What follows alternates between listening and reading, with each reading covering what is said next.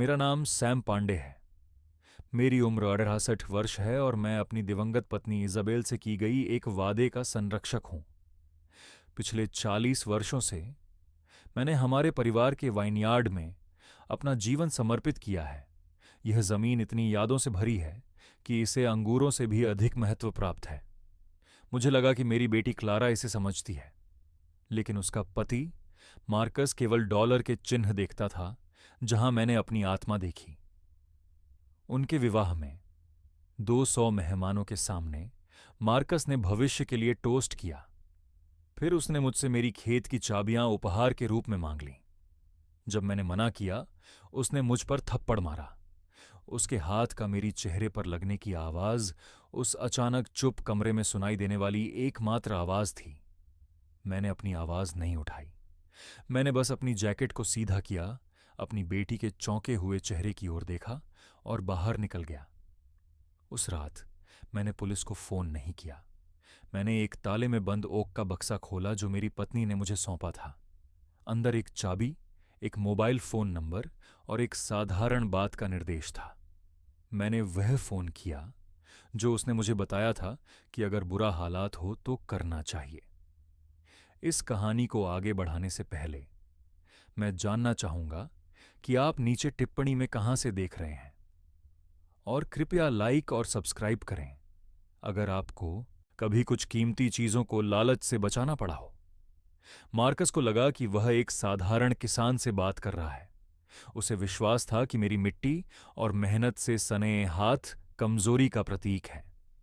लेकिन इज़ाबेल ने जो शक्ति मुझे दी थी, उसे समझने के लिए आपको उस चुप्पी के युद्ध को समझना होगा जो शादी से एक रात पहले शुरू हुआ। यह सब रिहर्सल डिनर में शुरू हुआ। रेस्तरां नैनीताल झील के किनारे स्थित था, गर्म रोशनी और चमकते बर्तन के साथ एक खूबसूरत जगह। बाहर से हम एक परिपूर्ण परिवार लग रहे थे। मेरी बेटी क्लारा अपने पास बैठे आदमी के प्रति प्रेम से भरी आंखों के साथ चमक रही थी, लेकिन मैंने उसे उस रूप में देखा जो वह था। मार्कस शर्मा कोई दामाद नहीं था, वह एक व्यापारी था, और वह मुझे एक ऐसा भविष्य बेचने की कोशिश कर रहा था जो मेरे अतीत को नष्ट कर देता। मार्कस ने बातचीत पर नियंत्रण कर लिया। उसकी आवाज महंगे शराब की तरह चिकनी थी जिसे वह लगातार पी रहा था। उसने संपत्ति के विविधीकरण और बाजार के रुझानों की बातें की, शब्द जो नासिक के शुद्ध हवा में अज्ञात लग रहे थे। फिर उसने मेरी ओर ध्यान दिया। उसका मुस्कान चौड़ा था, लेकिन उसकी आंखें संकीर्ण थीं। सैम, तुम्हें पता है, उसने साजिश भरी आवाज में कहा, इस झील के किनारे इज़ाबेल का वाइनयार्ड $10 मिलियन के रिसॉर्ट में बदल सकता है। हम एक असली विरासत की बात कर रहे हैं। टेबल पर अन्य मेहमानों ने तारीफ में सिर हिलाया। उन्होंने विरासत शब्द सुना और कुछ स्थायी का विचार किया। मैंने सुना और जानता था कि वह कुछ नष्ट करने योग्य का मतलब ले रहा था। जब वह अनंत पूल और स्पा सेवाओं की बातें कर रहा था, मेरा मन उस दिन की ओर चला गया जब इज़ाबेल और मैंने पहली बार अंगूर की लतरें लगाई थीं। हमारे हाथ गहरे और समृद्ध मिट्टी में थे। यही थी एक विरासत। मैंने बस मुस्कुराया। एक चुप, सरल चीज। इसका मूल्य डॉलर में नहीं मापा जाता। मार्कस, जो हमेशा सुलह करने वाला था, ने उसके हाथ पर एक हाथ रखा। प्रिय, चलो आज रात का आनंद लें। वह एक अच्छी बेटी थी, लेकिन उसने उसकी महत्वाकांक्षा की चमक में अपनी आंखें बंद कर ली थीं। उसने एक सफल आदमी को देखा जो उसे दुनिया दे सकता था। मैंने एक ऐसे आदमी को देखा जो किसी भी कीमत पर अपनी इच्छाओं को पूरा करने के लिए किसी से भी दुनिया ले लेगा। वह मेरा फार्म चाहता था। वह महीने भर से इस बात का इशारा कर रहा था, इसे एक कम प्रदर्शन करने वाली संपत्ति कहकर। उसके लिए मेरी पत्नी और मैंने सूखा और ठंड सहते हुए जो लतरें पनपाई थीं, वो केवल एक संपत्ति के नक्शे पर रेखाएं थीं। जहां मैंने हमारे पुराने कुत्ते बस्टर को दफनाया था और जहां मैं अभी भी चुप रातों में इज़ाबेल से बात करता था, वह केवल मिट्टी थी। भोजन मुस्कान और वादों के साथ समाप्त हुआ, लेकिन उसके शब्दों का स्वाद कड़वा था। उस रात मुझे नींद नहीं आई। रेस्तरां की हवा बासी और पुनर्नवीनीकरण महसूस हो रही थी, इसलिए मैंने उस एक जगह पर जाकर बाहर निकलने का फैसला किया जो हमेशा सच्ची लगती थी, वाइनयार्ड। चांद काले आसमान में एक चांदी का सिक्का था और उसके प्रकाश में लतरें एक चुप रहने वाली सेना की तरह खड़ी थीं, एक लंबे समय से रखी गई वादे की रक्षा कर रही थीं। हवा में मिट्टी, पानी और देर से आने वाले अंगूरों की हल्की मीठी खुशबू थी। यह एक ऐसी भाषा थी जिसे मार्कस कभी नहीं समझेगा। मैंने सबसे पुरानी लतर के पास जाकर एक मोटे मुड़न वाले खंभे पर अपना हाथ फेरा। 30 साल पहले इजाबेल और मैंने यहां अपने आद्याक्षर उकेरे थे। मुझे अभी भी उसकी हाथ की गर्मी का एहसास हो रहा था, उसकी हंसी जब वह पुराने चाकू के साथ संघर्ष कर रही थी। मुझे उसकी उपस्थिति अपने बगल में महसूस हो रही थी, ठंडी रात की हवा में एक सुखद गर्माहट। यह जमीन हमारी आत्मा है, सैम, उसने मुझसे ठीक कुछ साल पहले कहा था जब वह बीमार पड़ी थी। उसकी आवाज मेरी याद में उतनी ही स्पष्ट थी जितनी ऊपर के सितारे। यह हमारे परिवार का ध्यान रखेगी, लेकिन केवल अगर हम इसका ध्यान रखें। कभी भी किसी को इसे बस एक संख्या में न बदलने देना। मैं वहां लंबे समय तक खड़ा रहा। ठंडी रात की हवा मेरे फेफड़ों में भर रही थी। तभी मुझे याद आया कि उसने मुझे जो साधारण ओक का बक्सा दिया था वह मेरे सुरक्षित स्थान में रखा था। साधारण ओक, बिना वार्निश के, बस सच्चे लकड़ी की चिकनी अनुभूति। इसे केवल तब खोलना जब तुम्हें सचमुच जरूरत हो, उसने मुझे निर्देश दिया था। आंखें गंभीर थीं। जब कोई आदमी आपको अपनी असली प्रकृति दिखाता है तो पहले ही बार में उस पर विश्वास करें। मुझे लगा कि वह दिन नजदीक आ रहा था। मैंने उसे फिर से अपना वादा किया, लताओं और सितारों के लिए एक फुसफुसाहट। मैं उसे निराश नहीं करूंगा। अंततः नींद आई, लेकिन वह हल्की और रेस्टलेस थी। शादी का सुबह एक चमकदार बादल रहित आसमान के साथ आया जो झूठ जैसा महसूस हुआ। मैं मेहमान खाने में अपने कमरे में था, एक अनजान बोटाई के जटिल गांठ को खोलने की कोशिश कर रहा था। तभी दरवाजे पर एक तेज खटखटाहट आई। वह मार्कस था। वह पहले से ही अपने टक्सेडो में तैयार था, जैसे किसी पत्रिका के कवर पर। उसके हाथ में कोई उपहार नहीं था। वह एक पोर्टफोलियो के रूप में एक हथियार लेकर आया था। उसने दरवाजा बंद किया और मेरे ड्रेसर पर चमड़े का बंधा फोल्डर रख दिया। मेरे और क्लारा के लिए एक शादी का उपहार है, उसने कहा। उसकी आवाज गहरी और तात्कालिक थी। और तुम ही एकमात्र हो जो हमें इसे दे सकते हो। उसने उसे खोला। अंदर एक पेशेवर रूप से डिजाइन किया गया प्रस्ताव था जिसमें वास्तुशिल्प चित्रण शामिल थे। शीर्षक था थॉर्न एस्टेट्स और वाइनयार्ड, नैनीताल झील पर। यह हमारे साधारण फार्म हाउस को तोड़ने, कांच और स्टील के एक विशाल होटल का निर्माण करने और जमीन के हर इंच को वाणिज्यिक बनाने की योजना थी। मेरी जमीन। छवियों में स्टाइलिश अज्ञात लोग पुलसाइड बार के पास हंसते हुए दिखाए गए थे, जहां अब मेरा सब्जी बाग था। उन्होंने एक पार्किंग स्थल दिखाया जहां इजाबेल का पसंदीदा बलूत का पेड़ हमें दशकों से छाया देता था। यह संपत्ति प्रबंधन का एक साधारण हस्तांतरण है, उसने कहा, एक पेन और एक हस्ताक्षर पृष्ठ मेरी ओर सरकाते हुए। हम एक एलएलसी बनाएंगे। कानूनी रूप से यह सबसे समझदारी भरा कदम है। यह आपको विरासत करों से सुरक्षित रखेगा और परिवार के लिए लाभ को अधिकतम करेगा। क्लारा के लिए। जब भी उसे कुछ चाहिए होता तो वह हमेशा क्लारा का नाम लेता। वह इसका इस्तेमाल ढाल और चाबी की तरह करता था। मैंने कागजों पर एक बार भी नहीं देखा। मैंने बस उसकी आंखों में देखा, उसकी आंखों में छिपी कच्ची, बिना छिपी लालच को। उसने मेरी चुप्पी को हिचकिचाहट के रूप में देखा, जैसे यह एक अवसर था। सुनो सैम, यह समय यथार्थवादी बनने का है। तुम बड़े हो रहे हो। यह फॉर्म तुम्हारे लिए बहुत बड़ा है। यही तुम्हारी बेटी के भविष्य को सुरक्षित करने का तरीका है। यही वह है जो उसे मिलना चाहिए। मैंने पोर्टफोलियो को धीरे से उसकी तरफ धकेल दिया।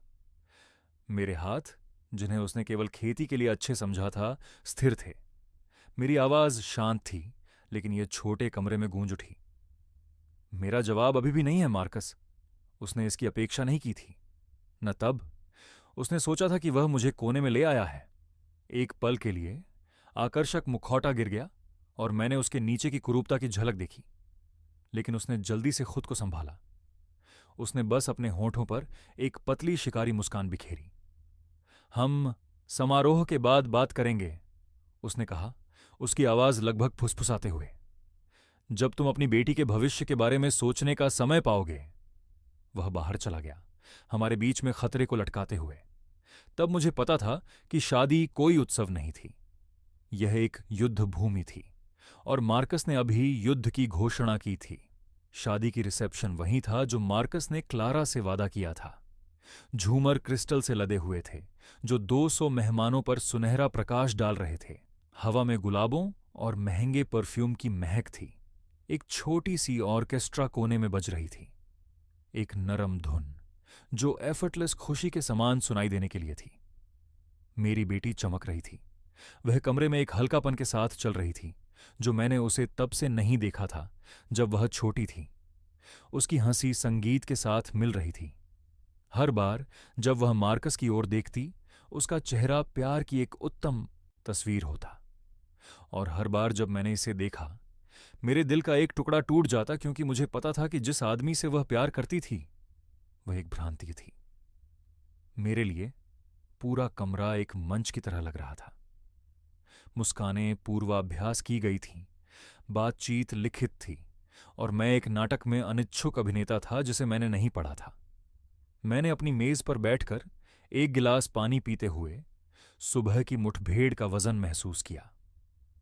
मार्कस मेरी आंखों से बचता रहा, लेकिन मैं उसकी उपस्थिति को महसूस कर सकता था, एक शिकारी जो चारों ओर घूम रहा था, सही क्षण का इंतजार कर रहा था। मैंने क्लारा की खुशी पर ध्यान केंद्रित करने की कोशिश की, अपने आप को यह बताते हुए कि शायद मैं गलत था। शायद एक आदमी बदल सकता है, लेकिन मैं बेहतर जानता था। एक आदमी अपनी पोशाक बदल सकता है, लेकिन वह अपनी आत्मा रेयरली बदलता है। फिर यह आया, चैंपेन की चश्मे पर कांटे की हल्की खनक। भीड़ पर चुप्पी छा गई। मार्कस खड़ा हुआ, माइक्रोफोन लेते हुए। वह हर तरह से आकर्षक, सफल पति की तरह दिख रहा था। वह हैंडसम, आत्मविश्वासी था, और जब वह मुस्कुराता था तो पूरा कमरा उसके साथ मुस्कुराता था। मैं बस कुछ शब्द कहना चाहता हूं, उसने शुरू किया। उसकी आवाज चिकनी और अभ्यास की हुई थी। उसने क्लारा के बारे में खूबसूरती से बात की, उसे अपनी रोशनी, अपने भविष्य, अपने आप का सबसे अच्छा हिस्सा कहा। मेहमान संतोषपूर्वक साइड। क्लारा ने अपने आंखों को नैपकिन से पोंछा। मेरे पेट में एक गांठ कस गई। यही था उसके खेल में अगला कदम। जब उसने अपनी नई दुल्हन की काफी प्रशंसा की, उसने सीधे मुझ पर देखना शुरू किया। और मैं अपने अद्भुत ससुर सैम का धन्यवाद करना चाहता हूं, उसने कहा, उसकी आवाज झूठी ईमानदारी से गूंजती हुई। स्पॉटलाइट ने मुझे खोज लिया, मुझे मेरी कुर्सी पर मजबूर कर दिया। एक ऐसा आदमी जो मेहनत के मूल्य को जानता है, एक ऐसा आदमी जिसने अपने 2 हाथों से एक विरासत बनाई है। सैम पांडे ने विरासत शब्द का इस्तेमाल ऐसे किया जैसे वह इसे अपने पास रख सकते हैं, जैसे यह एक सुंदर गहना हो जिसे वह उठाकर देख सकते हैं। और आज रात उन्होंने अपनी आवाज को नाटकीय भावनाओं के साथ ऊंचा किया। आज रात वह अपनी एकमात्र बेटी को एक महत्वपूर्ण उपहार देने वाले हैं। उन्होंने थोड़ी देर के लिए रुककर सस्पेंस बढ़ाया। मुझे लगा 200 जोड़ी आंखें मुझ पर हैं। मैंने हिलने की हिम्मत नहीं की, मैंने सांस भी नहीं ली। अपनी अगली पीढ़ी में विश्वास दिखाते हुए सैम आज रात इजाबेल के वाइनयार्ड की चाबियां हमें देने वाले हैं, ताकि हम इसे एक नए समृद्ध भविष्य की ओर ले जा सकें। ये शब्द मुझ पर एक शारीरिक प्रहार की तरह लगे। कमरा तालियों की गड़गड़ाहट से गूंज उठा। सभी ने इसे एक सुंदर और उदार इशारा समझा। एक पिता जो अपनी विरासत सौंप रहा है, लेकिन उन्हें यह नहीं दिखा कि वह मेरे सिर पर बंदूक रखे हुए हैं। मैंने क्लारा की ओर देखा। उसका चेहरा शुद्ध आनंद का एक मुखौटा था। उसकी आंखों से आंसू बह रहे थे। वह मुझ पर मुस्कुरा रही थी, और फिर अपने नए पति पर। उस पल में वह इसे सच मान रही थी। वह इस सुंदर झूठ पर विश्वास कर रही थी, इस उदार कहानी पर जो उसने बनाई थी। और यही सबसे दर्दनाक हिस्सा था। उसे यह नहीं पता था कि वह मेरी समाप्ति के लिए ताली बजा रही है। मैं वहीं बैठा रहा, उत्सव के बीच एक मूर्ति की तरह। तालियां धीरे धीरे कम हुईं और बातचीत की हल्की सरसराहट ने जगह ले ली जब ऑर्केस्ट्रा ने फिर से शुरू किया। लेकिन नाटक खत्म नहीं हुआ था। मार्कस ने माइक को बेस्ट मैन को सौंपा और टेबलों के बीच चलने लगा। वह एक उद्देश्य के साथ चल रहा था, आत्मविश्वास से भरी चाल के साथ जो सीधे मुझ तक पहुंची। एक फोटोग्राफर एक क्षण को समझते हुए उसके पीछे कुछ कदम चला। मार्कस ने अपने चेहरे को मेरे करीब लाते हुए झुका दिया। उसके चेहरे पर मुस्कान थी जो आसपास के मेहमानों के लिए थी, लेकिन उसकी आंखें ठंडी और कठोर थीं। चाबियां सैम, उसने संगीत के नीचे फुसफुसाते हुए कहा। अब चलो, उसकी परफेक्ट दिन को खराब न करें। मैंने उसे पार करके अपनी बेटी की ओर देखा जो हमें देख रही थी। उसका चेहरा थोड़ा उलझन में था, लेकिन फिर भी वह भरोसा कर रही थी। मैंने उस आदमी की ओर देखा जिसके साथ उसने शादी की थी। मैंने तुम्हें इस सुबह बताया था मार्कस, मैंने कहा। मेरी आवाज मुश्किल से सुनाई दी। नहीं। उसके चेहरे पर मुस्कान एक क्षण के लिए चटक गई। भावुक बूढ़े बेवकूफ मत बनो, उसने कहा। उसकी मुट्ठियां सफेद हो गईं जब उसने एक कुर्सी की पीठ को पकड़ा। यह हो रहा है, मुझे चाबियां दो। नहीं, मैंने कहा। यह वही एक शब्द था जो मेरे पास बचा था। उसका चेहरा विकृत हो गया। मेरी बात सुनो, तुम बूढ़े आदमी, उसने फुसफुसाया। उसकी आवाज में जहर था। मैं अब इस परिवार का आदमी हूं, उसके परिवार का। तुम मेरी बात मानोगे? तुम मुझे चाबियां दोगे? मैंने बस अपना सिर हिलाया, एक छोटा सा अंतिम प्रतिरोध का इशारा। और फिर यह हुआ।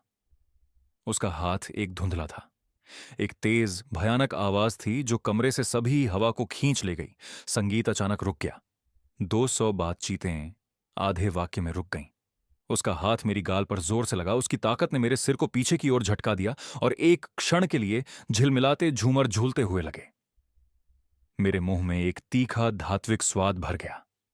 इसके बाद की भयानक चुप्पी में एक क्रूर ध्वनि थी। फोटोग्राफर के कैमरे की फ्लैश ने मेरी अपमान की इस क्षण को अनंत काल के लिए कैद कर लिया।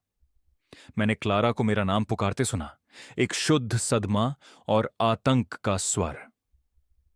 मार्कस, तुमने क्या किया? मैंने धीरे धीरे अपनी कुर्सी पीछे खींची और खड़ा हुआ।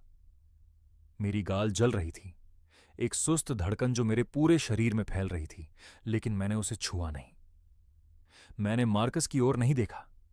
मैंने केवल अपनी बेटी की ओर देखा, उसके आतंकित आंसू भरे चेहरे की ओर। मैंने उसके आंखों में भ्रम को टूटते हुए देखा।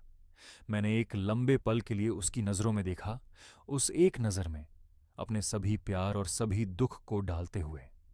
फिर बिना एक शब्द कहे मैंने अपनी जैकेट को सीधा किया। मैंने अपने दामाद, मेहमानों के चौंके हुए चेहरों और अपनी बेटी के परफेक्ट दिन के मलबे को छोड़ते हुए अपनी पीठ मोड़ ली। मैंने चलना शुरू किया। मैंने दौड़ने की कोशिश नहीं की। मैंने चुप्पी से भरे भीड़ में एक स्थिर, जानबूझकर गति से चलना जारी रखा। मेरे कदमों की आवाज चमकदार फर्श पर गूंज रही थी। मैंने खूबसूरत फूलों और अधखाया केक पार किया। मैंने भव्य डबल दरवाजों की ओर बढ़ा और पीछे मुड़कर नहीं देखा। मैंने उन्हें खोला और ठंडी रात में कदम रखा, उनकी उत्सव की सुनहरी पिंजरे को पीछे छोड़ते हुए। तालियां धीरे धीरे कम हुईं और बातचीत की हल्की सरसराहट ने फिर से जगह ले ली जब ऑर्केस्ट्रा ने हिचकिचाते हुए फिर से शुरू किया। लेकिन नाटक खत्म नहीं हुआ था। मैंने देखा कि मार्कस ने माइक को बेस्ट मैन को सौंपा और टेबलों के बीच चलने लगा। वह जल्दी नहीं था। वह एक शिकारी की धीमी, जानबूझकर आत्मविश्वास के साथ चल रहा था जो जानता था कि उसका शिकार फंसा हुआ है। उसने मेहमानों को मुस्कुराते हुए देखा और उन्हें बधाई स्वीकार की। एक फोटोग्राफर, एक भावुक पिता पुत्र इन-लॉ के क्षण को समझते हुए उसके कुछ कदम पीछे चला। कैमरा तैयार।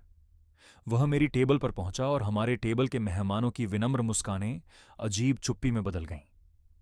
उसने झुककर मेरे बगल की खाली कुर्सी के पीछे अपने हाथ रख दिए।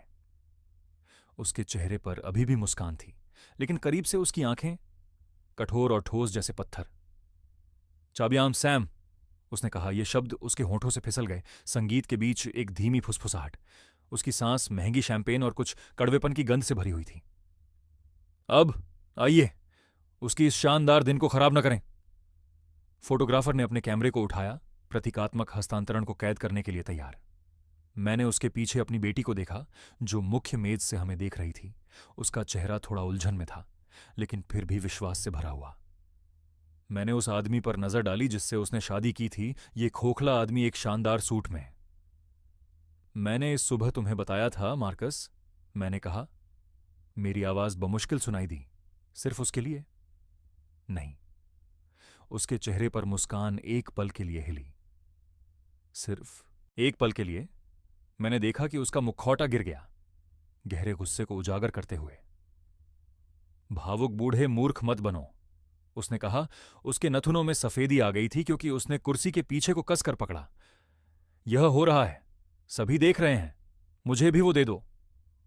नहीं, मैंने दोहराया। यह मेरे पास बचा एकमात्र शब्द था। यह वही शब्द था जो मायने रखता था। उसका चेहरा विकृत हो गया, मुस्कान पूरी तरह से गायब हो गई। अब उसकी जगह घृणा की एक भद्दी मुस्कान थी। वह और करीब झुका, इतना करीब कि मैं उसकी गर्मी महसूस कर सकता था। मेरी सुनो, तुम बूढ़े आदमी, उसने फुसफुसाया। उसकी आवाज में विष था। मैं अब इस परिवार का पुरुष हूं, उसके परिवार का। तुम यहां एक मेहमान हो। तुम मेरी बात मानोगे? तुम मुझे चाबियां दोगे? मैंने बस अपना सिर हिलाया। यह विद्रोह का एक छोटा अंतिम इशारा था। यह न केवल उसकी मांग का इनकार था, बल्कि उसकी पूरी दुनिया का। और फिर यह हुआ। उसका हाथ एक धुंधला धब्बा था। आवाज एक तेज भद्दी चटक थी जो कमरे से सारी हवा को खींच ले गई। संगीत अचानक रुक गया, जैसे किसी ने संगीतकार का हाथ पकड़ लिया हो। 200 बातचीत एक ही वाक्य में रुक गई। उसका खुला हाथ मेरी गाल पर जोर से लगा। इसका जोर मेरे सिर को पीछे धकेल दिया और एक पल के लिए झिलमिलाते झूमर झुके और झूमने लगे। मेरे मुंह में एक तेज धातु का स्वाद भर गया। मेरे चेहरे के एक तरफ एक सुस्त जलती हुई धड़कन शुरू हो गई। उस चुप्पी में, जो इतनी गहरी थी कि यह एक भौतिक वजन की तरह महसूस हो रही थी, एक क्रूर आवाज थी। फोटोग्राफर के कैमरे की पॉप और फ्लैश, जो मेरी अपमान का क्षण हमेशा के लिए कैद कर रहा था। ठंडा दृश्य एक चीख से टूट गया। यह क्लारा थी। मार्कस, तुमने क्या किया? उसकी आवाज चुप्पी को चीरने वाले कांच के टुकड़े की तरह थी। मैंने धीरे धीरे जानबूझकर अपनी कुर्सी को मेज से पीछे खींचा। कुर्सी के पैर चमकदार फर्श पर खुरचते हुए एक आवाज जो असंभव रूप से तेज लग रही थी। मैंने कमरे में सभी की नजरें अपने पर महसूस की, दया, सदमा और विकृत जिज्ञासा का मिश्रण। मैंने अपने गाल को नहीं छुआ। मैंने मार्कस की ओर नहीं देखा, जो वहां भारी सांस लेते हुए खड़ा था। उसका सीना एक जानवर की तरह फुला हुआ था जिसने अपनी ताकत का प्रदर्शन किया हो। मैंने उठ खड़ा हुआ। मैं थोड़ी अस्थिर था, लेकिन मैंने ऊंचा खड़ा हुआ। मेरे मुंह के कोने पर गर्मी का एक टुकड़ा महसूस हुआ। मैंने इसे नजरअंदाज कर दिया। एक गहरी अनछुई ताकत से आने वाली स्थिरता के साथ मैंने अपने सूट की जैकेट को सीधा किया, इसे कसते हुए। यह एक साधारण इशारा था, अपने आप को फिर से जोड़ने का एक कार्य। फिर मैंने अपनी बेटी की ओर देखा। उसका हाथ उसके मुंह पर था। उसका सुंदर चेहरा आतंक और अविश्वास का एक कैनवास था। यह भ्रम टूट गया। उसकी आंखों में मैंने उस आदमी को देखा जिसे उसने सोचा था कि उसने शादी की थी, गायब हो गया। उसके पिता को मारा हुआ राक्षस द्वारा प्रतिस्थापित कर दिया गया। मैंने लंबे समय तक उसकी नजरें पकड़ी, उस एक नजर में अपने सभी प्यार और सभी दुख को डालते हुए। फिर बिना एक शब्द कहे मैंने अपने दामाद, मेहमानों के चौंकते चेहरों और अपनी बेटी के शानदार दिन के मलबे की ओर देखा। मैं चला गया। मैंने भागा नहीं। मैंने चुपचाप जानबूझकर कदम बढ़ाया। मेरा कदम चमकदार फर्श पर गूंज रहा था। उनके लिए मैंने जो रास्ता बनाया वह एक मील लंबा महसूस हो रहा था। मैंने सुंदर फूलों और आधा खाया हुआ केक पार किया। मैंने भव्य डबल दरवाजों की ओर बढ़ा और मैंने पीछे मुड़कर नहीं देखा। मैंने उन्हें खोला और ठंडी अंधेरी रात में कदम रखा, उनकी बधाई के सुनहरे पिंजरे को पीछे छोड़ते हुए। घर की यात्रा एक अंधेरी सड़क और परिचित मोड़ों का धुंधलापन थी। मेरा गाल सुस्त लगातार धड़क रहा था, अपमान की एक भौतिक याद। प्रत्येक धड़कन उस चटक का प्रतिध्वनि थी जिसने एक पूरे कमरे को चुप कर दिया था। लेकिन इस स्टीयरिंग व्हील पर मेरे हाथ स्थिर थे। सदमा झलकर खत्म हो गया था। इसके स्थान पर कुछ ठंडा और भारी रह गया था। उद्देश्य। गुस्सा मैंने उस लंबे चुप सूखे समय में सीखा कि यह केवल क्रोध की एक तेज लहर नहीं थी। यह ठंडा हो सकता था, यह धैर्यवान हो सकता था, यह ईंधन हो सकता था। मैंने घर के सामने पार्क नहीं किया। पोर्च की बत्ती जल रही थी जैसे मैं हमेशा छोड़ता था, और एक दर्दनाक पल के लिए मैंने कल्पना की कि इज़ाबेल मेरे लिए जाग रही थी, गर्म चाय का कप और एक शांत प्रश्न लिए। यह एक ऐसा याद था जिसका सामना मैं आज रात नहीं कर सकता था। घर, परिवार, प्यार और अब एक गहरी और गंभीर विश्वासघात का स्थान था। यह प्रदूषित लग रहा था। इसके बजाय मैंने पीछे की ओर गाड़ी चलाई।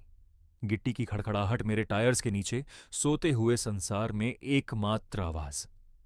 मैंने वाइनयार्ड के पास गाड़ी रोकी। मैंने भारी ओक का दरवाजा खोला और अंदर कदम रखा। हवा ठंडी थी और उसमें नम मिट्टी, वृद्ध बैरल और मीठी शराब की हल्की खुशबू थी। यह मेरा स्थान था, काम करने की जगह, तर्क की जगह। यहां हंसी के भूत नहीं थे, केवल फलों और समय को मूल्यवान चीज में बदलने की गंभीर प्रक्रिया। मैंने बड़े स्टेनलेस स्टील के टैंकों और चुपचाप चलने वाली बोतल भरने की लाइन को पार करते हुए पीछे की ओर छोटी सी गंदगी भरी ऑफिस में कदम रखा। यह ज्यादा बड़ा नहीं था, बस एक डेस्क, एक फाइलिंग कैबिनेट और एक खिड़की जो पहली कतार की बेलों की ओर देखती थी, जो अब तारे भरे आकाश के खिलाफ केवल अंधेरे आकार थे। मैंने अपनी पुरानी चमड़े की कुर्सी पर बैठ गया, जो धीरे से चरमराई। एक विशाल सन्नाटे में एक छोटी सी सांत्वना। मैंने मुख्य लाइट नहीं जलाई, बस अपने डेस्क पर छोटी हरी बैंकर्स लैंप। काफी देर तक मैं वहां बैठा रहा, ठंडे के इकाई की गुनगुनाहट सुनते हुए, ठंड को अपनी हड्डियों में गहराई से बसने देते हुए। फिर मैंने फोन उठाया। मेरे अंगूठे को नंबर याद था। फोन 2 बार बजा, फिर उसने उठाया। डेविड। उसकी आवाज नींद से भारी थी। डेविड चेन, मेरे लिए 30 सालों से वकील और 40 सालों से दोस्त रहे हैं। उसने मुझे फार्म के पहले अनुबंध बनाने में मदद की और वह इज़ाबेल के अंतिम संस्कार में मेरा हाथ थामे रहा। डेविड, यह सैम है। मेरी आवाज दूर लग रही थी, जैसे यह किसी और की हो। यह अंदर चल रहे तूफान से खाली थी। एक पल का ठहराव, फिर चादरों की सरसराहट। सैम, आधी रात हो चुकी है। क्या हुआ? क्या क्लारा ठीक है? क्लारा ठीक है, मैंने कहा। लेकिन उसने ऐसा किया डेविड, रिसेप्शन में, सबके सामने। मैंने सब कुछ समझाया। मैंने अपनी आवाज को समान रखा, जैसे मैं सिंचाई प्रणाली की समस्या या देर से आने वाली ठंड की बात कर रहा हूं।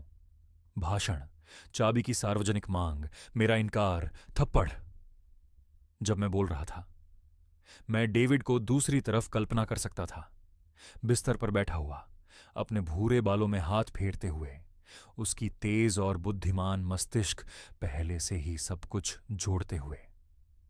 जब मैंने खत्म किया तो दूसरी तरफ की चुप्पी भारी थी। अंततः उसने बोला, और उसकी आवाज अब नींद में नहीं थी, सुनो सैम, ध्यान से सुनो। क्लारा को मत बुलाना, किसी और को मत बुलाना। अगर वे आएं तो दरवाजा मत खोलना, बस लॉक कर दो। चुपचाप बैठो और इंतजार करो। मैं सुबह 7 बजे सबसे पहले आऊंगा। ठीक है डेविड, मैंने कहा। और सैम, उसने जोड़ा।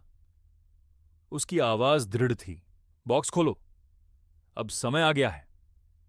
उसे यह नहीं बताना पड़ा कि कौन सा बॉक्स। हमने इसके बारे में 6 महीने पहले बात की थी, जब मार्कस ने पहली बार मेरे वित्त पर सलाह देने की कोशिश की थी। मुझे एक जटिल योजना पेश की थी जो मूल रूप से फार्म का नियंत्रण उसे सौंपती थी। मैंने तब भी मना कर दिया था, लेकिन यह प्रयास एक चेतावनी की तरह था। तब मैंने डेविड को इज़ाबेल की अंतिम संपत्ति के बारे में बताया था। डेविड ने इसे इज़ाबेल की बीमा पॉलिसी कहा था। वह सही था। इज़ाबेल हमेशा लोगों को उनके असली रूप में देखती थी, बहुत पहले से जब मैं देखता था। उसने मार्कस में सडन को शुरू से ही देख लिया था। मैंने फोन रखा और अपने ऑफिस की चुप्पी में बैठा रहा। क्रोध अभी भी था, एक धीमी आग जो अंदर जल रही थी। लेकिन अब इसके पास जाने का एक मार्ग था, इसका एक उद्देश्य था। मैंने उठकर अपनी डेस्क के पीछे पुराने लोहे के तिजोरी की ओर बढ़ा, जिसमें 40 साल के दस्तावेज और हमारे जीवन के काम का पूरा इतिहास था। मेरे हाथ नहीं कांपे जब मैंने उस संयोजन को घुमाया जो इज़ाबेल और मैंने अपनी 10वीं सालगिरह पर चुना था। भारी दरवाजा एक धीमी कराह के साथ खुल गया, अंदर की व्यवस्थित फाइलों को दिखाते हुए। और वहां प्रॉपर्टी डीड्स के एक ढेर के ऊपर एक साधारण ऑक का बॉक्स था। न तो वार्निश, न कोई ताला, बस ईमानदार लकड़ी का चिकना एहसास। मेरे अपने हाथों से बनाया गया एक टुकड़ा ओक का जो पहले किसी तूफान में गिर गया था। मैंने इसे उठाया और अपने डेस्क पर छोटे से प्रकाश के घेरे में रखा। युद्ध शुरू हो चुका था और यह मेरी शस्त्रागार थी। मैंने अपने ऑफिस की चुप्पी में एक पल बिताया। हवा अतीत के भूतों और वर्तमान की ठंडी वास्तविकता से भरी हुई थी। फिर मैंने तिजोरी में हाथ डालकर ऑक का बॉक्स निकाला। यह कोई गहनों का बॉक्स नहीं था, ना ही जटिल और नाजुक। यह एक कार्य बॉक्स था, मजबूत और सच्चा, कोनों पर उन्हीं डोवेटेल्स के साथ जो मैंने एक युवा आदमी के रूप में बनाना सीखा था। मैंने इसे उसके बागवानी के बीज रखने के लिए बनाया था। उसने इसके बजाय अन्य चीजें रखी थीं। मैंने इसे अपने डेस्क पर छोटे से प्रकाश के घेरे में रखा। लकड़ी मेरे अंगूठे के नीचे गर्म और परिचित थी। एक पल के लिए मैं संकोच में रहा। मैंने सोचा कि इसके अंदर क्या हो सकता है। एक अंतिम पत्र, हमारे युवावस्था की एक धुंधली तस्वीर। एक हिस्से में मुझे भावना की सांत्वना चाहिए थी, एक याद जिसे मैं तूफान में थामे रह सकूं। लेकिन मैंने इज़ाबेल को मैं बेहतर जानता था। वह व्यावहारिक थी, वह एक जुझारू थी और उसने मुझे एक मजबूत हथियार दिया था। मैंने ढक्कन उठाया। यहां न तो सूखे फूलों की महक थी और न ही पुरानी कागजों की। सबसे पहले मुझे एक छोटी सी काली चमड़े की डायरी दिखी। यह उस तरह की थी जिसे आप किसी भी स्टेशनरी की दुकान से खरीद सकते हैं, साधारण और गुमनाम। मैंने इसे खोला। पन्ने इज़ाबेल के शानदार साफ सुथरे लिखावट से भरे थे। यह कोई डायरी नहीं थी, यह एक रिकॉर्ड था। मेरा सांस मेरे गले में अटक गया। हर प्रविष्टि दिनांकित थी और एक उद्देश्य के साथ नोट की गई थी। 5 निजी रजू रुपये 12 जून 2022 पहली प्रविष्टि थी, उनके अपार्टमेंट की अग्रिम राशि के लिए। मुझे वह दिन याद आया। मार्कस हमारे पास आया माफी मांगते हुए। कह रहा था कि बैंक ने उसके बोनस में देरी कर दी है। यह क्लारा के लिए था, बेशक यह हमेशा क्लारा के लिए था। मैंने पन्ना पलटा। 10 निसूर रुपये 5 अप्रैल 2023 तत्काल कार मरम्मत के लिए। एक और याद, मार्कस की एक और बुरी किस्मत की कहानी।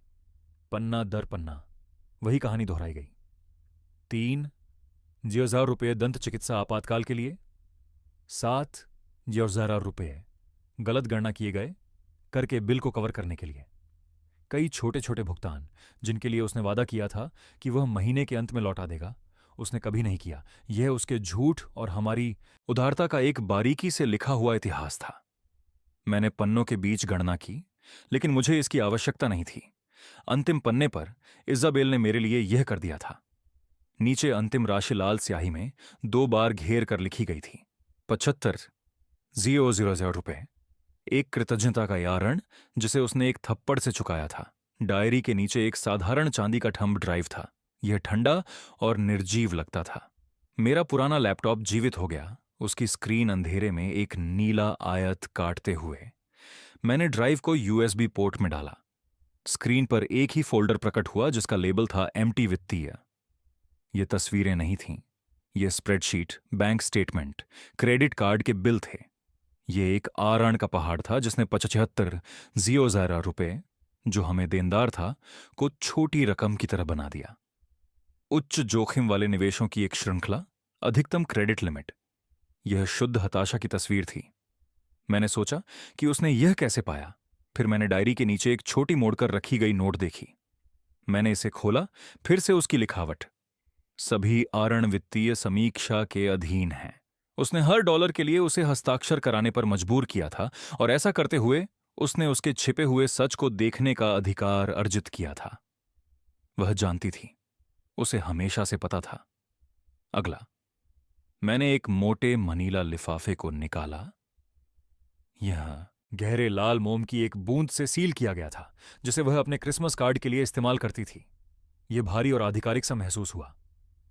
सामने साफ सुथरे लिखे शब्द थे, साझेदारी अनुबंध, और पहले अधिकार का अस्वीकृति, तानाका होल्डिंग्स।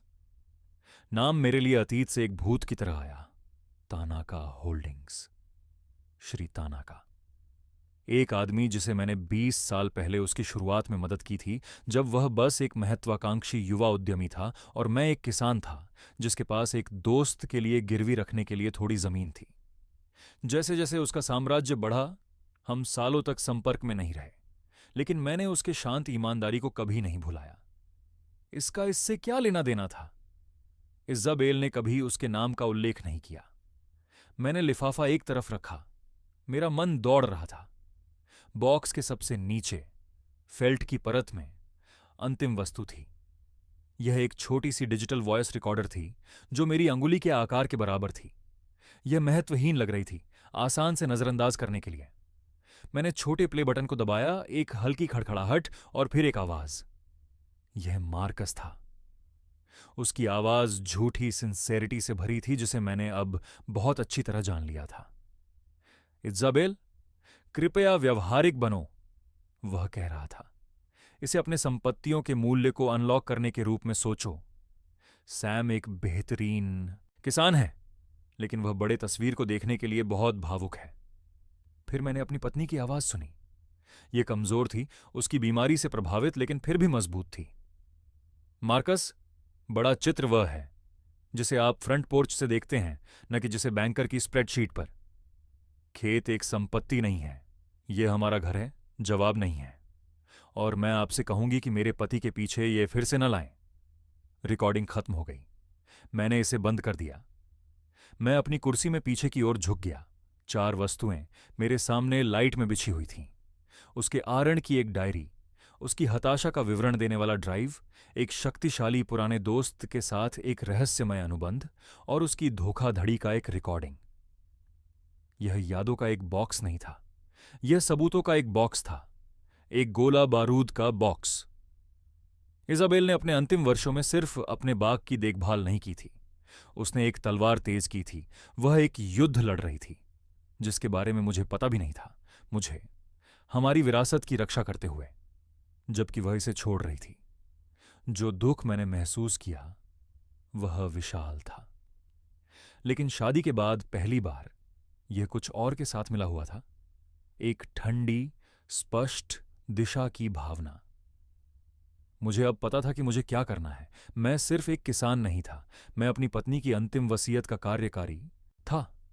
मुझे लंबा इंतजार नहीं करना पड़ा। जैसे ही सूरज की पहली किरणें पहाड़ियों पर चढ़ीं और सुबह की धुंध में मैंने देखा कि सैम पांडे की कार लंबी ग्रेवल ड्राइवे पर आ रही है। मैंने उसे बाहर निकलते हुए देखा, एक हाथ में एक ब्रीफकेस और दूसरे में एक थर्मस जिसमें मुझे पता था कि कॉफी है। वह एक आदतों के आदमी थे, स्थिर और भरोसेमंद रिवाजों के साथ। वह बिल्कुल वही थे जिसकी मुझे जरूरत थी। वह बिना दस्तक दिए कार्यालय में आए। उनकी नजर तुरंत मेरे गाल पर पड़े गहरे भद्दे निशान पर गई। उन्होंने नहीं कहा, मैंने कहा था ना, या पूछा कि क्या मैं ठीक हूं। वह इस सब से आगे बढ़ चुके थे। उन्होंने मुझ पर गहरी उदासी और गुस्से की नजर डाली जो मेरे लिए थी।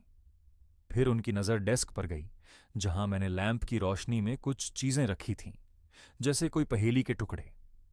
उन्होंने कहा, यह इज़ाबेल का अंतिम वसीयतनामा है।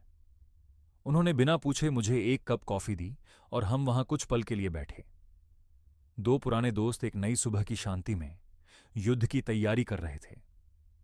उन्होंने हर चीज को एक सर्जन की सावधानी से देखा। पहले उन्होंने खाता पुस्तक पढ़ी। उनके होंठ एक तंग रेखा बने थे।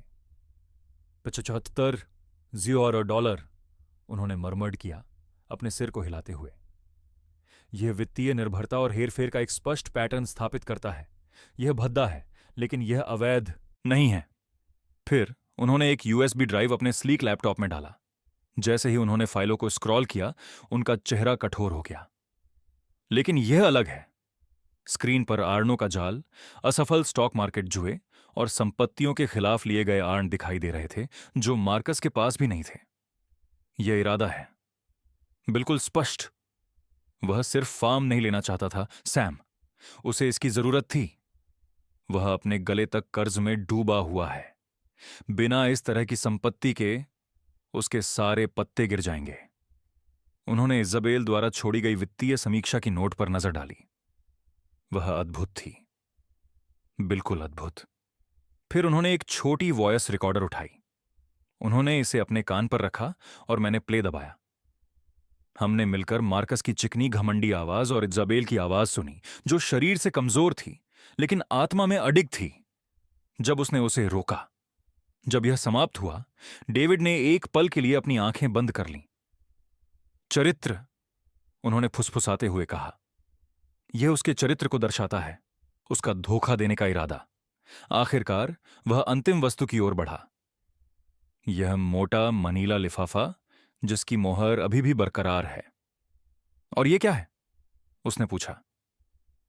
मैं तुम्हारा इंतजार कर रहा था, मैंने कहा। उसने अपने ब्रीफकेस से एक छोटी चाकू निकाली और लिफाफे को एक सर्जन की सटीकता से खोला। उसने एक मोटा दस्तावेज निकाला जो नीले कानूनी कवर में बंधा हुआ था। वह पढ़ने लगा। उसकी आंखें पहले पन्नों को जल्दी जल्दी स्कैन कर रही थीं, फिर धीरे धीरे। मैंने उसके चेहरे को देखा। मैंने देखा कि उसकी भौहें उठ गईं, एक अविश्वास का भाव जो धीरे धीरे गहरे अपार प्रशंसा में बदल गया।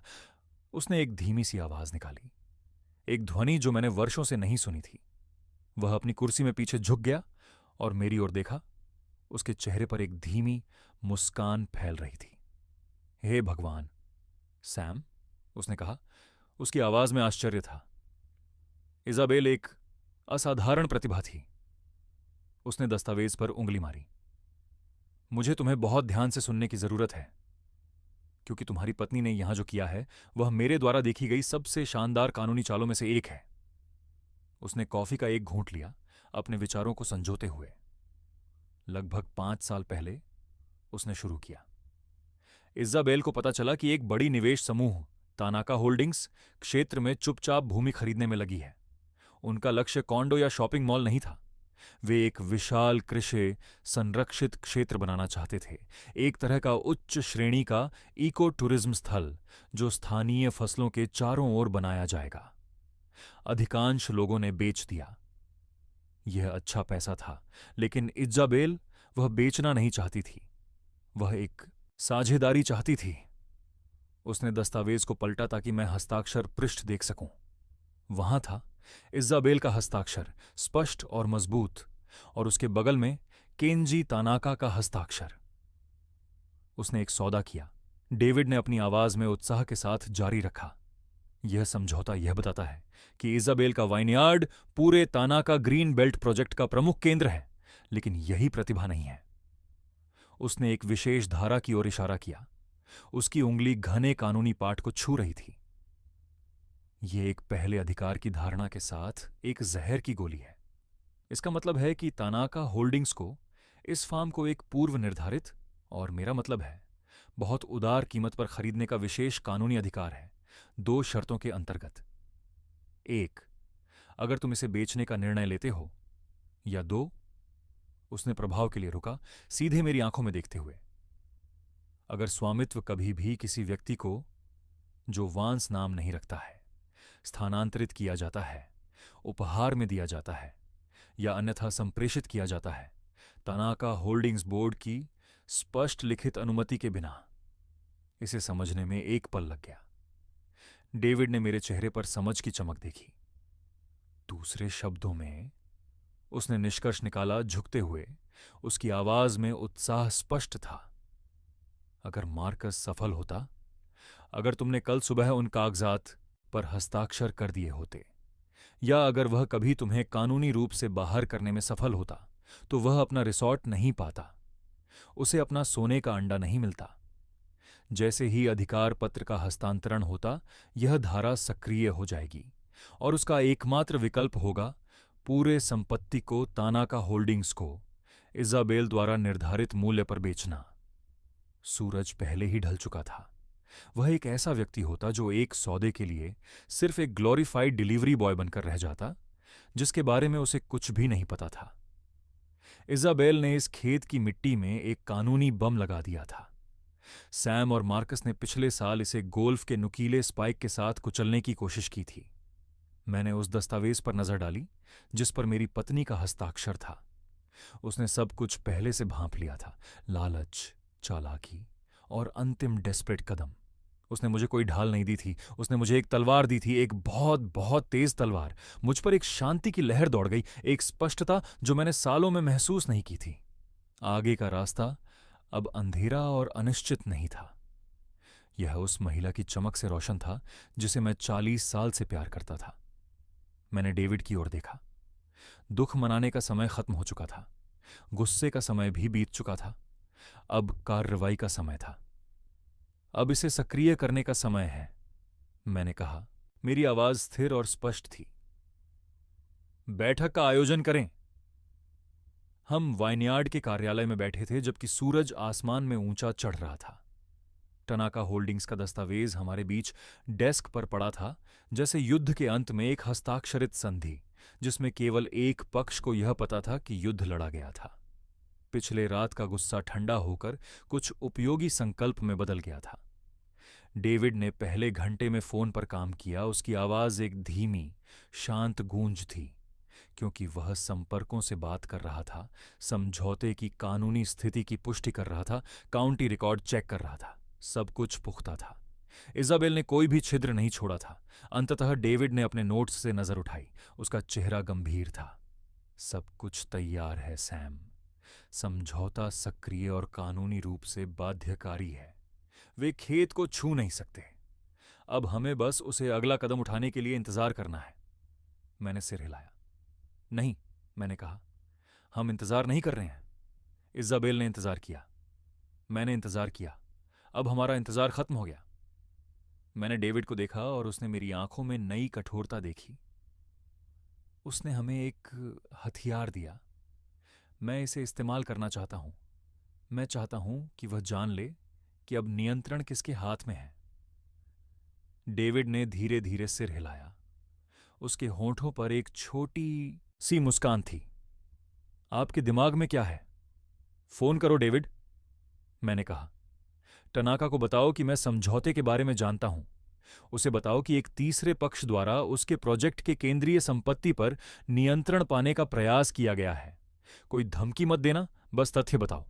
फिर हम देखेंगे कि डोमिनोज कितनी तेजी से गिरते हैं। डेविड ने अपना फोन उठाया। उसे किसी नंबर को देखने की जरूरत नहीं थी। उसने एक साधारण शांत फोन कॉल की, न कि श्री टनाका से, बल्कि उनके मुख्य कानूनी सलाहकार के कार्यालय को। उसका संदेश संक्षिप्त, पेशेवर और बेहद शांत था।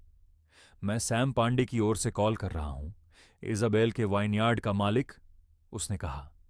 हम इस तिथि पर दाखिल साझेदारी समझौते के प्रति अपनी प्रतिबद्धता की पुष्टि करने के लिए कॉल कर रहे हैं। हम आपको सूचित करना चाहते हैं कि इस संपत्ति पर नियंत्रण हासिल करने के लिए एक दुश्मनी का प्रयास किया गया है, जो कि श्री मार्कस शर्मा द्वारा किया गया है। हाँ, शर्मा, हम बस यह सुनिश्चित करना चाहते थे कि सभी साझेदार संभावित अस्थिरता से अवगत हों। आपका धन्यवाद। डेविड और मैंने उस समय नहीं जाना, लेकिन वह एक साधारण फोन कॉल दुनिया भर में एक लहर पैदा कर दी। एक लहर जो सीधे प्रशांत महासागर के बीच एक छोटे से स्वच्छ द्वीप की ओर बढ़ने वाली थी। बाद में मैं यह समझ पाऊंगा कि क्या हुआ। मैं मार्कस को बोरा बोरा में कल्पना कर सकता हूं, एक ओवर वाटर बंगलो के डेक पर बैठे हुए, नीले पानी में उसके पैरों के नीचे तैरते रंग बिरंगे मछलियों को देखता। मैं दृश्य को पूरी तरह से देख सकता हूं। वह अपनी बड़ी माफी यात्रा के बीच होगा। जो उसने जो नुकसान किया था उसे ठीक करने की कोशिश कर रहा होगा। क्लारा वहां बैठी होगी, दुखी और उलझन में। उसे विश्वास करना चाह रही होगी। वह अपनी सारी जादुई बातें उसमें डाल रहा होगा। उसकी आवाज नरम और पछतावे से भरी। यह दबाव था, क्लारा, मैं उसे कहते हुए सुन सकता हूं, उसके हाथों को पकड़ते हुए। शादी, सौदे, सब कुछ का तनाव। यह अक्षम्य था, मुझे पता है, लेकिन यह मैं नहीं था। जिस आदमी से तुमने शादी की, वह वही आदमी है जो अब तुम्हारे साथ यहां स्वर्ग में है। वह संभवतः शैंपेन, अपनी थकान, कुछ भी, लेकिन अपने दिल की काली परछाई को दोषी ठहरा रहा होगा। वह शायद उसे फिर से जीतने की कोशिश कर रहा होगा, उसे फिर से उस खूबसूरत पिंजरे में वापस लाने की कोशिश कर रहा होगा जो उसने उसके लिए बनाया था। और फिर उसके फोन से एक छोटी लगातार पिंग हुई जो आधी भरी संतरे के जूस के गिलास के बगल में रखी थी। यह एक व्यवधान था। वह शायद अनॉयड होकर उस पर नजर डालता। उसकी अभिव्यक्ति तुरंत बदल जाती। निर्मित गर्मी गायब होकर एक ठंडी तेज फोकस से बदल जाती। पहले ईमेल के बारे में डेविड ने बाद में पता लगाया। वह प्राथमिक निवेश बैंक से था जो उसके भव्य रिसॉर्ट प्रोजेक्ट को फंड कर रहा था। विषय पंक्ति निर्दयी थी। आपातकालीन प्रोजेक्ट, हेलियोस वाइनयार्ड फंडिंग निलंबित। मैं उसे देख सकता था। उसकी अंगुली तेजी से इसे खोलने के लिए स्वाइप कर रही थी। टेक्स्ट ठंडा और कॉरपोरेट था।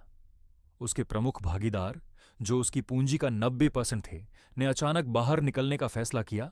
स्थानीय संपत्तियों की अस्थिरता के बारे में नई जानकारी का हवाला देते हुए प्रोजेक्ट तुरंत निलंबित कर दिया गया था। उसका सपना मर चुका था। सैम पांडे ने अपने सीने में एक गहरी चिंता की गांठ महसूस की जब एक और ईमेल आई। यह एक नई आवाज थी। यह ईमेल तनाका होल्डिंग्स के बोर्ड की तरफ से थी, एक कंपनी जिसमें वह एक अलग उद्यम के लिए गहरे कर्ज में था। विषय था आपातकालीन बोर्ड बैठक का बुलावा। ईमेल में लिखा था कि उन्हें न्यूयॉर्क मुख्यालय में 48 घंटे में उपस्थित होना है, जहां उन्हें वित्तीय जिम्मेदारी और खतरे के बारे में चर्चा करनी है। पहला ईमेल तो बस एक आग का अलार्म था, लेकिन दूसरा बताता था कि फायर ब्रिगेड नहीं आएगी। यह एक चतुर चाल थी जो 10 सियाजिलार मील दूर से चली थी। वह फंस चुके थे। अगर वह अपने फोन से देखते तो उनका चेहरा पीला होता और उष्णकटिबंधीय धूप अचानक उनके लिए ठंडी लगने लगती। उनके चारों ओर का स्वर्ग खत्म हो जाता और उनकी खुद की बर्बादी की ठंडी और कठोर वास्तविकता सामने आती। क्या हुआ, मार्कस? क्लारा पूछती। उनके चेहरे पर चिंता देखती। हमें जाना होगा। वह हकलाते हुए खड़े हो जाते। उनका मन तेजी से दौड़ रहा होता। हमें अभी न्यूयॉर्क लौटना होगा। हनीमून खत्म हो चुका था। पैकिंग में हड़बड़ी, रद्द की गई बुकिंग, मुख्य भूमि के लिए फुर्तीले नाव की सवारी और वास्तविकता की ओर लंबी चुप्पी वाली उड़ान। उन्होंने एक उष्णकटिबंधीय स्वर्ग में अपने कार्यों के परिणामों से भागने की कोशिश की थी, लेकिन इज़ाबेल की पहुंच उनके अनुमान से कहीं अधिक थी। मेरे शांत कार्यालय में मैंने और डेविड ने एक और कप चाय बनाई। हमें उस समय सभी विवरण नहीं पता थे। हमें बस यह पता था कि जाल बिछ चुका था, पहला डोमिनो गिर चुका था और भेड़िया अपने बिल में वापस आ रहा था, हमारे हाथों में। न्यूयॉर्क की उड़ान सुचारू थी। डेविड और मैंने ज्यादा बात नहीं की। योजना तय थी। टुकड़े अपनी जगह पर थे और अब सिर्फ शतरंज की बिसात पर अंतिम चुप्पी भरा कदम उठाना बाकी था। जब विमान विशाल शहर के ऊपर उतर रहा था, जिसमें स्टील और कांच का एक ऐसा दृश्य था जो मेरे अपने से बहुत अलग था, मैंने एक अजीब शांति महसूस की। मैं एक किसान था, धरती का आदमी, कागज और वादों की दुनिया के दिल में जा रहा था, लेकिन मैं सच्चाई में ही गहरा था। तनाका होल्डिंग्स का मुख्यालय एक गगनचुंबी इमारत की 25वीं मंजिल पर था, जो बादलों को छूने की कोशिश कर रही थी। लिफ्ट की सवारी चुप और तेज थी, और जब दरवाजे खुले तो हम एक शांत, प्रभावशाली शक्ति की दुनिया में कदम रखे। वहां कोई शोर नहीं था, कोई जल्दी में नहीं था, बस ठंडे संगमरमर के फर्श, गहरे लकड़ी की दीवारें और मैनहट्टन का दृश्य था जो क्षितिज तक फैला हुआ था। यह एक ऐसा स्थान था जो आपको छोटा महसूस कराता था, लेकिन मैं ऐसा नहीं महसूस कर रहा था। मैं बस घर से दूर महसूस कर रहा था। हमें बोर्डरूम में ले जाया गया। यह एक लंबा, न्यूनतम कमरा था जिसमें एक विशाल काले ग्रेनाइट की मेज थी। एक पूरी दीवार कांच की थी जो नीचे के शहर को देख रही थी। मेज के सिर पर, खिड़की के बाहर देख रहे थे, एक आदमी खड़ा था जिसे मैंने 20 साल में व्यक्तिगत रूप से नहीं देखा था। Kenji Tanaka. वह बड़े हुए थे। उनके बालों में सफेदी थी, लेकिन उनकी वही शांत, प्रभावशाली उपस्थिति थी जिसे मैंने याद किया था। जब हम अंदर गए तो उन्होंने मुड़कर हमें देखा और उनका कठोर चेहरा एक छोटी, सच्ची मुस्कान में बदल गया। वह मेरे पास आए और मेरे हाथ को मजबूती से शुक किया। सैम, उन्होंने कहा। उनकी आवाज एक सम्मानित गहरे स्वर में थी। बहुत समय हो गया। केंजी, मैंने कहा, हमें देखने के लिए धन्यवाद। यह मेरा सम्मान है, उन्होंने कहा। उनकी नज़र एक पल के लिए मेरे गाल पर लगी चोट पर पड़ी, जो अब हल्के पीले रंग की थी। उनकी नज़र तीखी थी और उसमें मैंने देखा कि वे सब कुछ समझते थे, बिना मुझे और कुछ कहने की जरूरत थी। उन्होंने हमें बैठने का इशारा किया। हम उनके पास मेज के सिर पर बैठे, एकजुट मोर्चे के रूप में। चाय सरल, सुरुचिपूर्ण चीनी मिट्टी के कपों में परोसी गई और फिर हम इंतजार करने लगे। हमें ज्यादा देर इंतजार नहीं करना पड़ा। लगभग 15 मिनट बाद दरवाजा खुला और मार्कस अंदर आया, या कहें वह अंदर स्टम्बल्ड हुआ जैसे कोई भूत। उसकी महंगी सूट लंबी उड़ान के कारण सिकुड़ी हुई थी, उसकी टाई थोड़ी सी टेढ़ी थी और उसका चेहरा पीला और पसीने की एक पतली परत से ढका हुआ था। वह हमेशा का आत्मविश्वासी व्यक्ति अब कच्ची, निराशाजनक चिंता से भरा था। वह एक ऐसा आदमी था जो ईंधन और डर पर चल रहा था। वह स्पष्ट रूप से अपने सामान्य व्यापारिक संपर्कों के समूह को देखने की उम्मीद कर रहा था। उसने एक मजबूरी से मुस्कुराते हुए अभिवादन देना शुरू किया। मुझे खेद है कि मैं देर से आया, सज्जनों। उड़ान। उसकी आवाज कमरे में आते ही थम गई। जब उसकी नजरें कमरे में समायोजित हुईं तो उसने मेज के सिर पर खड़े श्री तनाका की प्रभावशाली आकृति देखी और उसकी नकली मुस्कान फीकी पड़ गई। वह भ्रमित, डरा हुआ दिख रहा था। फिर उसकी नजरें श्री तनाका के बगल में बैठे आदमी पर गईं। उसकी नजरें मेरी नजरों से मिलीं। उस पर जो सदमा लगा वह स्पष्ट था, जैसे उसने एक जिंदा तार को छू लिया हो। उसके चेहरे से सारा रंग उड़ गया। वह मुझे देखने लगा जो एक साधारण ऊन के कोट में बैठा था, शांति से चाय पीते हुए, जैसे मैं कोई भूत हो। वह इसे समझ नहीं पा रहा था। वह समझ नहीं पा रहा था कि वह पुराना किसान जिसे उसने हमला किया था कैसे इस मेज के सिर पर बैठा हो सकता है, इस कमरे में, उसकी दुनिया के दिल में। इस शक्ति के स्थान पर उसकी वास्तविकता टूट गई। उसने कुछ बार मुंह खोला और बंद किया जैसे वो पानी से बाहर मछली हो। अंत में उसने अपनी आवाज पाई, जो एक कमजोर, हकलाते हुए फुसफुसाहट थी। श्रीमान तानाका। क्या? ये क्या है? उसने श्रीमान तानाका के निस्पंद चेहरे को देखा और फिर मेरी शांत मुद्रा को, जैसे किसी गलती के लिए उत्तर ढूंढ रहा हो। वह ऐसा लग रहा था जैसे कोई फंसा हुआ जानवर हो, जिसे अचानक केज के चारों ओर की दीवारें बंद होती हुई दिखाई दी हों। श्रीमान तानाका ने उसे जवाब नहीं दिया। उन्होंने मार्कस को सीधा देखने की भी गरिमा नहीं दी। उन्होंने बस धीरे धीरे अपने चाय का एक घूंट लिया। उनकी आंखें शहर के स्काईलाइन पर स्थिर थीं। फिर एक छोटे, लगभग अदृश्य इशारे के साथ उन्होंने अपने सिर को थोड़ा सा डेविड चेन की ओर झुकाया, जो चुपचाप अपनी ब्रीफकेस के साथ सामने की मेज पर बैठा था। वह इशारा स्पष्ट था। यह एक अस्वीकार था। इसका मतलब था, आप अब मेरे लिए इतना महत्वपूर्ण नहीं हैं कि मैं आपसे बात करूं। आप मेरे वकील से निपटेंगे। मेरा वकील? डेविड चेन खड़ा हुआ। वह चुपचाप, जानबूझकर चलते हुए उस तूफान के शांत केंद्र की तरह था जो अभी टूटने वाला था। उसने अपनी ब्रीफकेस मेज पर रखी और खोली, लेकिन उसने कागजों की झड़ी नहीं निकाली। उसने इज़ाबेल के बॉक्स से सामान एक एक करके निकाला। पहले उसने छोटे काले चमड़े की खाता को पॉलिश की हुई ग्रेनाइट मेज के बीच में रखा। यह विशाल, शक्तिशाली कमरे में तुच्छ लग रहा था। श्रीमान शर्मा, डेविड ने अपनी आवाज को शांत और स्पष्ट रखते हुए कहा, जो चुप्पी को चीर रहा था। चलो, छोटे मुद्दों से शुरू करते हैं। उसने खाता खोला। यह उन व्यक्तिगत कर्जों का रिकॉर्ड है जो स्वर्गीय इज़ाबेल वांस ने आपको पिछले 3 वर्षों में दिए थे। अंतिम राशि, जो कभी चुकाई नहीं गई, है आर्किस्क्या 25,000। मैंने मार्कस के चेहरे को देखा। उसने एक छोटा, नर्वस हंसी का स्वर निकाला। वह आत्मविश्वास दिखाने की कोशिश कर रहा था, एक अस्वीकरण हाथ लहराते हुए। यह परिवार का मामला है, उपहारों का गलतफहमी। डेविड ने उसकी आपत्ति को नजरअंदाज कर दिया। उसने बस अगले आइटम पर बढ़ते हुए एक छोटे चांदी के थंब ड्राइव को मेज पर रखा। उसने इसे मेज पर एक पोर्ट में लगाया और श्रीमान तानाका के पीछे विशाल दीवार स्क्रीन पर जीवन का संचार हुआ। यह एक प्रस्तुति नहीं थी, यह एक स्प्रेडशीट थी। लाल संख्याओं और नकारात्मक संतुलनों का एक कठोर, क्रूर दृश्य। और यह, डेविड ने अब थोड़ी ऊंची आवाज में कहा, आपकी तत्परता का कारण है। यह आपकी वित्तीय स्थिति है, उच्च जोखिम के कर्ज पर आधारित एक पोर्टफोलियो और आपदा में निवेश की श्रृंखला। उसने एक लेजर पॉइंटर का उपयोग करके एक संख्या को घेरा, एक मार्जिन कॉल। आप चूक करने से 3 दिन की दूरी पर हैं। यह आपकी निराशा का प्रमाण है श्रीमान शर्मा, कारण कि आपको इतनी बेताबी से संपत्ति की आवश्यकता थी, जैसे एक फार्म। मार्कस ने स्क्रीन पर अपने निजी असफलताओं की सार्वजनिक प्रदर्शनी को घूरा। उसके मंदिर पर एक पसीने की बूंद ने रास्ता बनाया। उसने बाजार में उतार चढ़ाव के बारे में कुछ हकलाने की कोशिश की, लेकिन डेविड पहले से ही आगे बढ़ चुका था।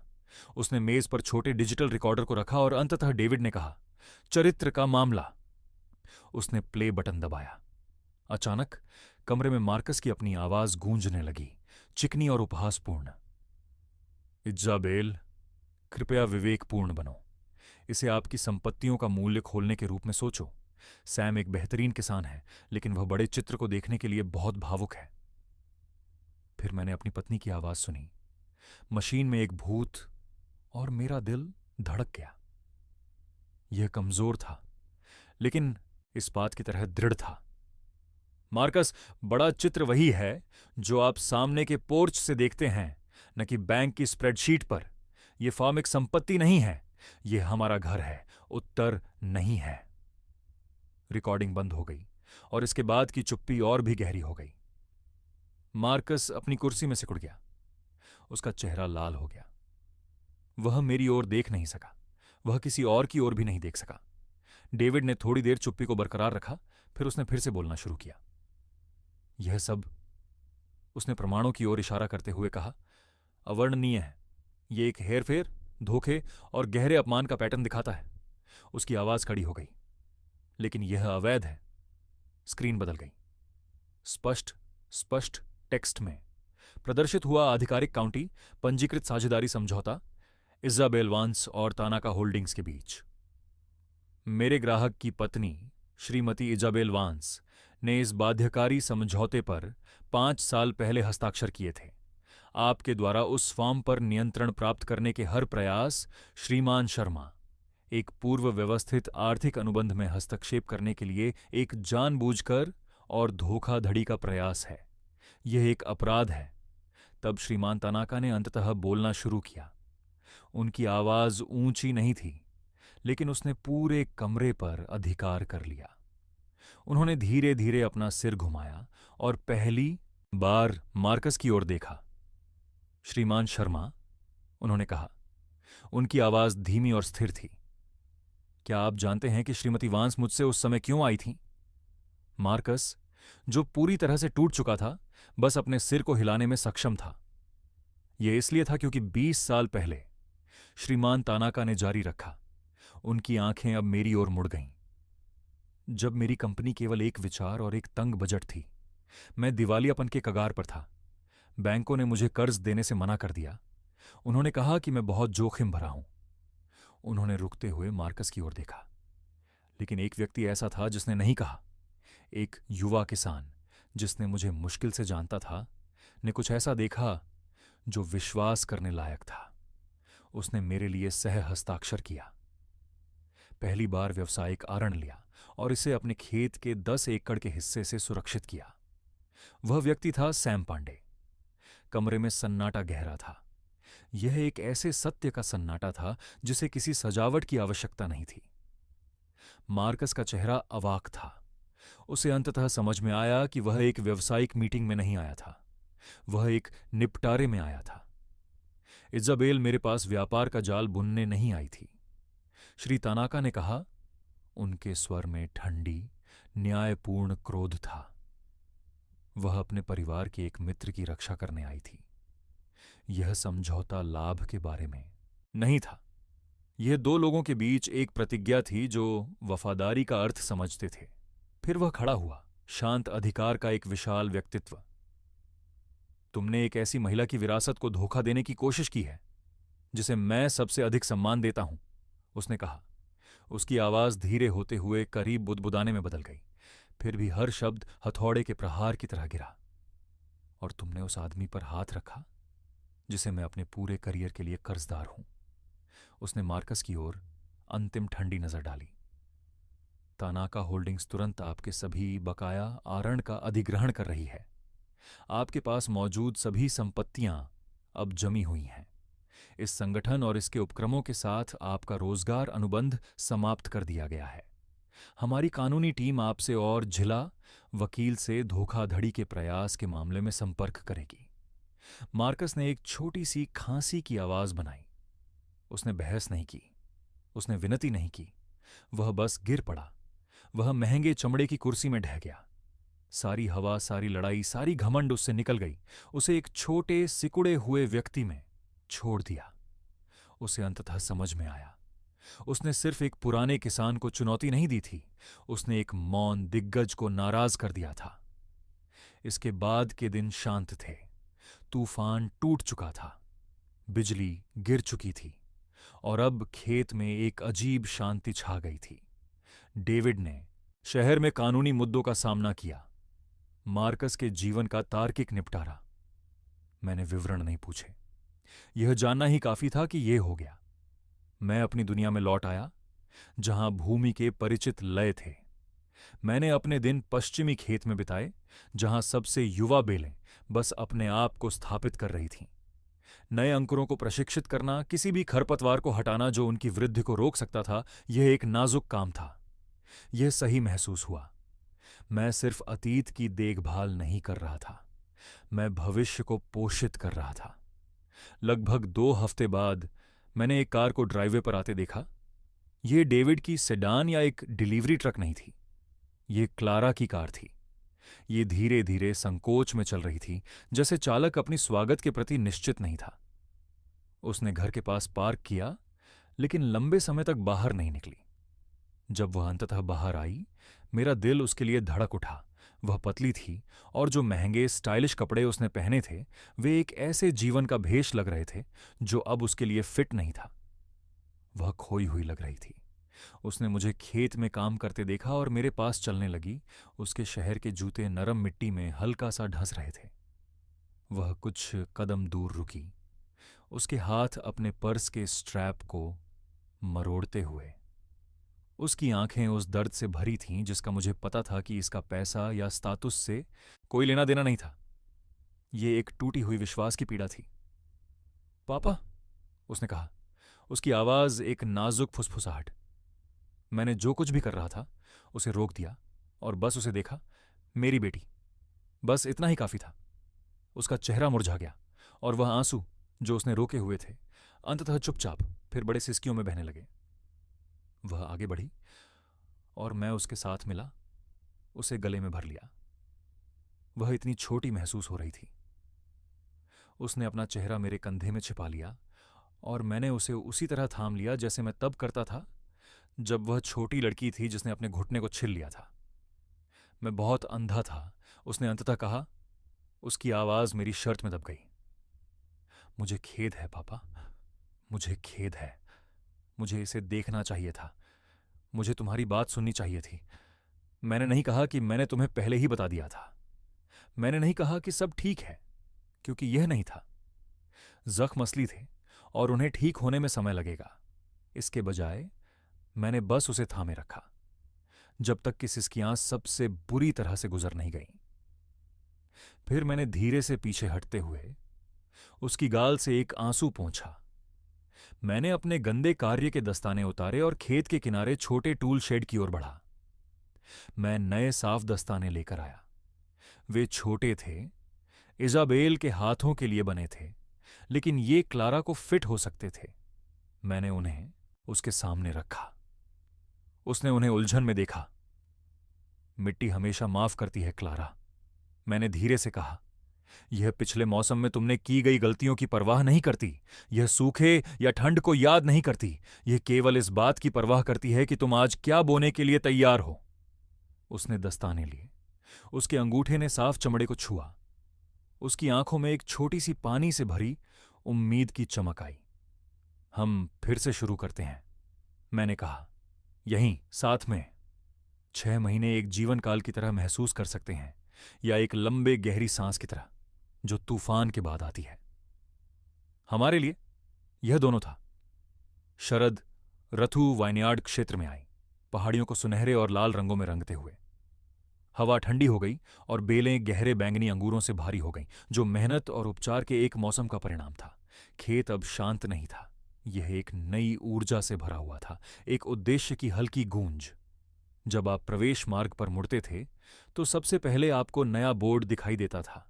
यह एक पेड़ से बने एकल ओक की लकड़ी से उकेरा गया था, जो कुछ सर्दियों पहले गिर गया था। अक्षर सरल और स्पष्ट थे। सैम और Isabel Pandey, foundation for sustainable agriculture in partnership with Tanaka holdings. यह एक बयान था, एक घोषणा कि यह भूमि केवल हमारे लिए नहीं थी, बल्कि भविष्य के लिए थी। वह भविष्य अब दाख की बेलों के बीच चल रहा था। मैं अक्सर वाइनरी के पास खड़ा होकर अपनी बेटी को देखता। क्लारा ने अपनी जगह शहर के ऊंचे इमारतों के चमकदार फर्श पर नहीं, बल्कि अपने घर की समृद्ध गहरी मिट्टी में पाई थी। आज वह स्थानीय कॉलेज के कृषि छात्रों के एक समूह का नेतृत्व कर रही थी, अंगूरों की मिठास की जांच करने की नाजुक प्रक्रिया समझा रही थी। वह एक नई आत्मविश्वास के साथ चल रही थी। उसके हाथ ऐसे इशारों में थे जैसे वह इसी जगह की हो। डिजाइनर कपड़े चले गए थे, उनकी जगह पर पुराने जीन्स और मजबूत जूते आ गए थे। वह अब किसी वेशभूषा में नहीं थी, वह अपनी असली पहचान में थी और वह सुंदर लग रही थी। उस दोपहर बाद मेरे पास एक मेहमान आया। केंजी तानाका की काली कार अब एक परिचित दृश्य थी, लेकिन वह कभी औपचारिक बैठक के लिए नहीं आते थे। वह एक दोस्त की तरह आए। हम दाख की बेलों के बीच चलते रहे। सूर्यास्त की किरणें हमारे पीछे लंबी छायाएं डाल रही थीं। हमने व्यापार या अनुबंधों के बारे में बात नहीं की। हमने मौसम, फसल की गुणवत्ता और जीवन की सरल अच्छी चीजों के बारे में बात की। हम पहाड़ी के चोटी पर रुके, उस स्थान पर जहां इजाबेल और मैंने बहुत समय पहले अपने नाम खुदवाए थे। मैंने 2 गिलास और हमारे नए वाइन की एक बोतल लाई थी। यह पहली थी जिसे क्लारा ने शुरू से अंत तक देखरेख की थी। मैंने गहरे लाल तरल को गिलासों में भरा। काले चेरी और ओक की सुगंध ठंडी शरद की हवा में फैल गई। मैंने एक गिलास केंजी को दिया। उन्होंने उसे प्रकाश में उठाया, रंग की प्रशंसा की। उन्होंने एक बार उसे घुमाया, फिर मेरी ओर देखा। उनकी आंखों में गहरी शांत इज्जत थी। उन्होंने अपना गिलास उठाया। इजाबेल के लिए, उन्होंने कहा। उनकी आवाज नरम लेकिन स्पष्ट थी। मैंने अपना गिलास उनके गिलास से टकराया। क्रिस्टल की हल्की साफ खनक वाइनयार्ड की शांति में गूंज उठी। मैंने उनकी ओर देखा जहां मैंने क्लारा को अपने छात्रों के साथ हंसते हुए देखा। मैंने विरासत को बोर्ड या साझेदारी में नहीं, बल्कि उसमें देखा, उस जीवन में जो फिर से बन रहा था, पहले से अधिक मजबूत और सच्चा। उन चीजों के लिए जो स्थायी होती हैं, मैंने उत्तर दिया। हमने वाइन पी। यह अच्छी थी।